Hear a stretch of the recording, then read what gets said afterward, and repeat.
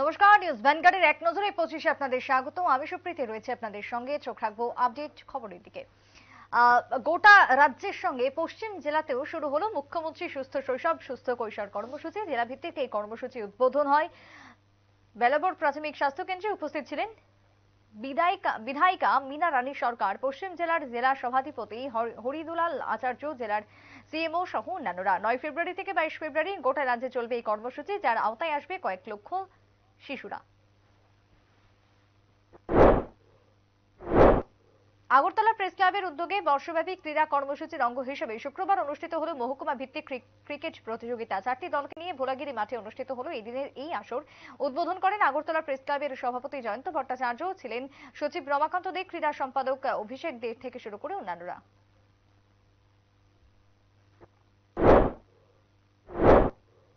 প্যাচারতল বিধানসভার অন্তর্গত মৎস্য দপ্তরের অধীনস্থ লালজুড়ি মৎস্য জ্ঞানার্জন কেন্দ্রের নবনির্মিত ভবনের উদ্বোধন হলো শুক্রবার। 350 আসন বিশিষ্ট এই কমিউনিটি হলের উদ্বোধন করেন মন্ত্রী শান্তনা চাকমা, ছিলেন দপ্তরের বিভিন্ন কর্মী সহ এলাকার মানুষ।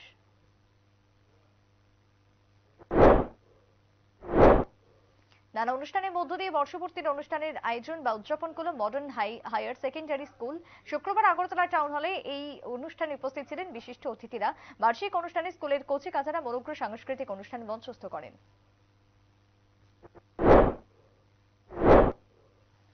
এই রাজ্যের ক্ষুদ্র বিস্ময় 2 বছরের সক্ষম দাস ইতিমধ্যে ইন্ডিয়া বুক অফ রেকর্ডসের নাম উজ্জ্বল করেছে। ঊনকোটি জেলার উত্তর পাবিয়াছড়া কুমারঘাটের বাসিন্দা ডক্টর সঞ্জয় দাস এবং তিলোত্তমা দাসের পুত্র সক্ষমকে গর্বিত গোটা রাজ্যবাসী। তার এই সম্মানকে অভিনন্দন জানিয়েছে প্রত্যেকেই।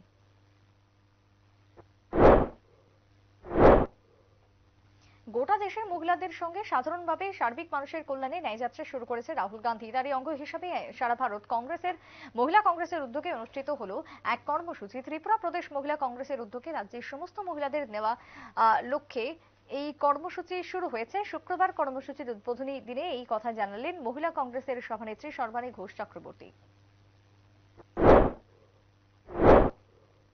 স্বামী বিবেকানন্দ বলেছেন, service to man is service to god, অর্থাৎ মানুষ সেবাই ভগবান সেবা স্লোগানকে সামনে রেখে বীরবিক্রম মেমোরিয়াল কলেজের ছাত্র সংগঠনের উদ্যোগে অনুষ্ঠিত হলো বস্ত্র বিতরণের অনুষ্ঠান। হরেন্দ্রনগর চা বাগানের কর্মরত শ্রমিকদের হাতে তুলে দেওয়া হয় বস্ত্র।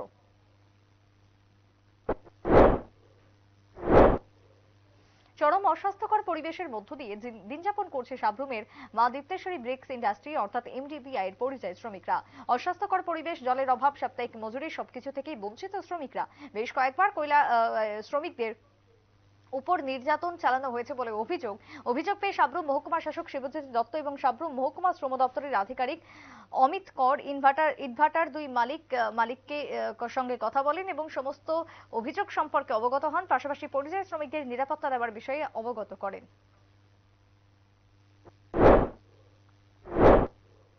অর্ধেক আকাশের দাবিদার নারীরা আজ বড়ই অসহায়।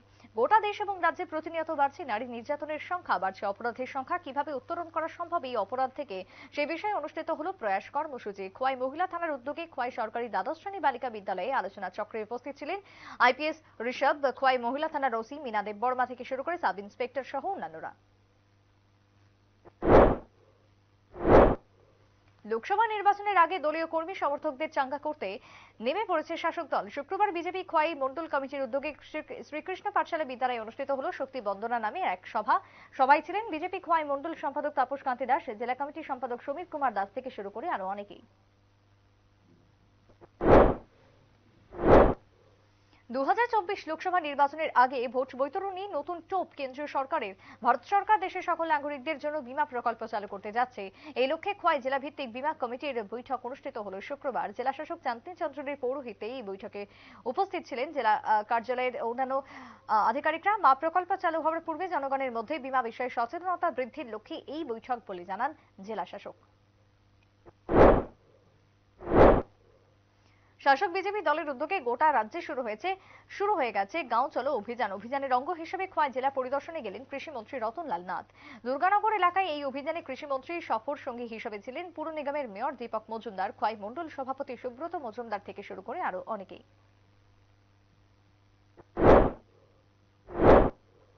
বিজেপির শাসনের রসাতলে বিশালগড়। অপহরণ থেকে শুরু করে ছিনতাই, হামলা, সন্ত্রাস সবকিছু চলছে খোলামখুচির মতন। তবে এবার নতুন সংস্কৃতি দেখা গেল শুক্রবার। রাজ্য পুলিশের গর্ব টিএসআর 500 টাকা ভিক্ষা চাইছে পথচারীদের কাছে। পথচারীদের অভিযোগ, মদমত্ত অবস্থায় জাতীয় সড়কে ঘুমিয়ে পড়েছে সাত সকালে। টিএসআর জওয়ানের এই কর্মকাণ্ড দেখে সাধারণ মানুষের অভিযোগ, সরকার নেশা বিরোধী অভিযান করলেও কিভাবে নেশায় ডুবছে রাজ্যের টিএসআর জওয়ান।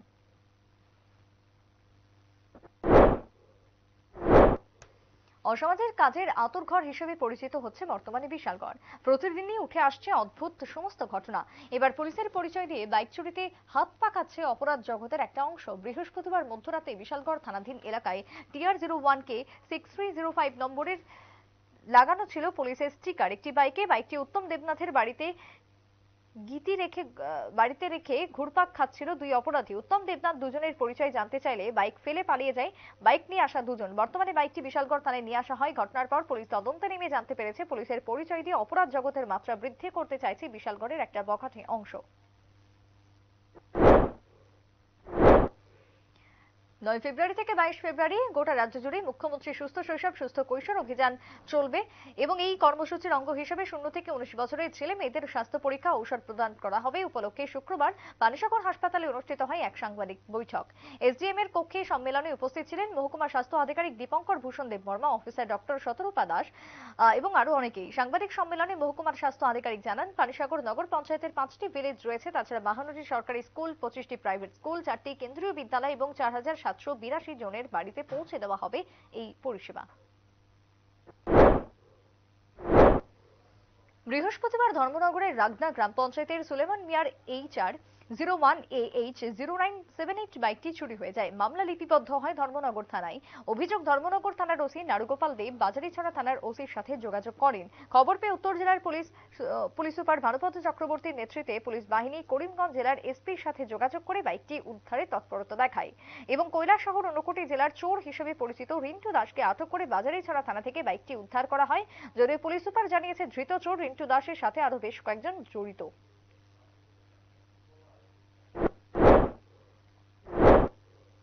43 করবুক বিধানসভা কেন্দ্রের চেলাগাং এডিসি ভিলেজের হাড়ি থানা চেলাগাং চালকাহাম এইচএস স্কুলের গার্লস হোস্টেল এবং কস্তুরবা গান্ধী বালিকা বিদ্যালয়ের হোস্টেলের উদ্বোধন করলেন মুখ্যমন্ত্রী মানিক সাহা। শুক্রবার এই 3টি নবনির্মিত ভবনের উদ্বোধনে মুখ্যমন্ত্রী ছাড়াও উপস্থিত ছিলেন অভিষেক দেবরায় বিধায়ক, 42 অমরপুর বিধায়ক রঞ্জিত দাস, 43 করবুক বিধানসভার বিধায়ক সঞ্জয় মানিক ত্রিপুরা থেকে শুরু করে আরো অনেকেই। প্রতিটি উদ্বোধনী অনুষ্ঠানকে ঘিরে এলাকার সাধারণ মানুষের মধ্যে উৎসাহ ছিল ব্যাপক। 2024 লোকসভা নির্বাচনের আগে ময়দানে নামার প্রস্তুতি নিচ্ছে শাসক দল বিজেপি। বিশেষ করে বিভিন্ন কমিটিগুলো গঠন করে কর্মী সমর্থকদের নিয়ে শুরু করেছে কাজ। শুক্রবার ভারতীয় জনতা যুব মোর্চা ত্রিপুরা প্রদেশের পূর্ণাঙ্গ কমিটি এবং যুব মোর্চার অন্যান্য আধিকারিকদের নিয়ে গঠিত কমিটি পুজো দিল ত্রিপুরেশ্বরী মন্দিরে। উপস্থিত ছিলেন যুব মোর্চার সভাপতি বিধায়ক সুশান্ত দেব থেকে শুরু করে অন্যান্যরা। পাকিস্তানের সাধারণ নির্বাচনের আগে জোড়া বিস্ফোরণ। বালুচিস্তানের পিসিন জেলায় এক নির্দল প্রার্থীর দপ্তরে আত্মঘাতী হামলা চালায় সন্ত্রাসবাদীরা। অপর দুটো বিস্ফোরণের শব্দে কেঁপে ওঠে বালুচিস্তান। প্রথম হামলাতে 15 জন এবং দ্বিতীয় হামলাতে 14 জনের মৃত্যু হয়েছে বলে পুলিশি সূত্রে খবর।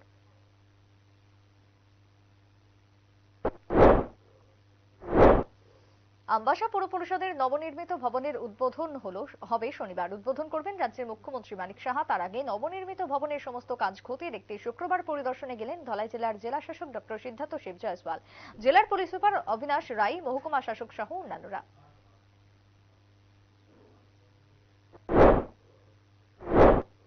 নেশা থেকে কিভাবে দূরে থাকা যায় সেই বিষয়ে সচেতনতা বৃদ্ধির লক্ষ্যে অনুষ্ঠিত হলো টিএসআর এর তৃতীয় বাহিনীর উদ্যোগে শুক্রবার চান্দাইপাড়া দ্বাদশ শ্রেণী বিদ্যালয়ে আলোচনা সভা। সচেতনতামূলক এক কর্মসূচি হাতে নেওয়া হয়। নেশা, সাইবার ক্রাইম এবং ডোমেস্টিক ভায়োলেন্সের উপর আলোচনা হয় এই শিবিরে।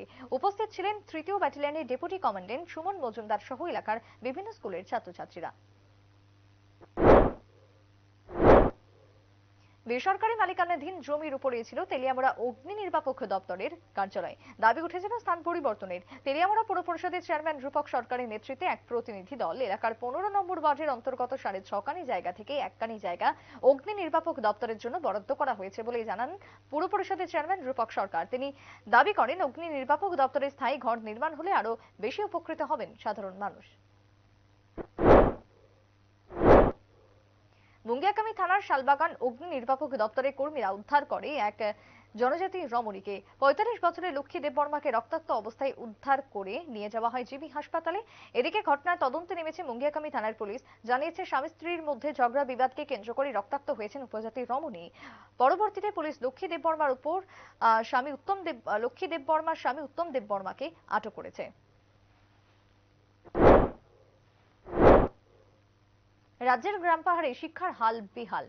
ইতিমধ্যে মুখ থুবড়ে পড়েছে ছাত্রছাত্রীদের পঠন পাঠন। এই অভিযোগ আবারও প্রমাণিত হলো মান্দাই আরজি ব্লকে। ব্লকের আওতাধীন ওয়াকিনগর ভিলেজ কমিটি রয়েছে কান্তাকোবরাপাড়া অঙ্গনওয়াড়ি সেন্টার। ২০ জন ছাত্রছাত্রী নিয়ে চলছে পঠন পাঠন। সেন্টারে নির্ধারিত সময় গিয়ে দেখা যায় বন্ধ রয়েছে সেন্টারটি। কি কারণে এই সেন্টারে দিদিমণি এবং হেল্পার আসেননি তা নিয়ে ক্ষোভ ছড়াচ্ছে সাধারণ মানুষের মধ্যে। গোপন খবরের ভিত্তিতে কমলপুর থানার পুলিশ আটক করলো একটি গাড়ি এবং তা থেকে উদ্ধার ১ কোটি টাকার ইয়াবা ট্যাবলেট। ধলাই জেলার অতিরিক্ত পুলিশ সুপার মানবেন্দ্র চৌধুরী জানিয়েছেন, পুলিশের কাছে খবর ছিল ধর্মনগর থেকে কমলপুর দুর্গাচৌমুহনী হয়ে আগরতলা যাওয়ার উদ্দেশ্যে রওনা দিয়েছিল TR01B Z0648 নম্বরের একটি গাড়ি। গাড়িটিতে রয়েছে বেআইনি নেশা সামগ্রী। খবরের ভিত্তিতে কমলপুর থানার দুর্গাচৌমুহনী নাকা পয়েন্টে পুলিশ গাড়িটিকে আটক করে। জিজ্ঞাসাবাদ এবং তল্লাশি চালিয়ে গাড়ি থেকে ৩৯ প্যাকেট ইয়াবা ট্যাবলেট উদ্ধার হয়, যার বাজার মূল্য প্রায় ৮০ লক্ষ টাকা বলে জানিয়েছে পুলিশ। এদিকে গাড়ি চালক মৃদুল হোসেন এবং সহচালক টিঙ্কু মিয়াকে আটক করেছে পুলিশ। এখনকার মতো এক নজরে ২৫ পর্যন্তই। পরবর্তী নিউজ আপডেট এবং টকশো দেখার জন্য চোখ রাখবেন শুধুমাত্র নিউজ ভ্যানগার্ডের পর্দায়। নমস্কার।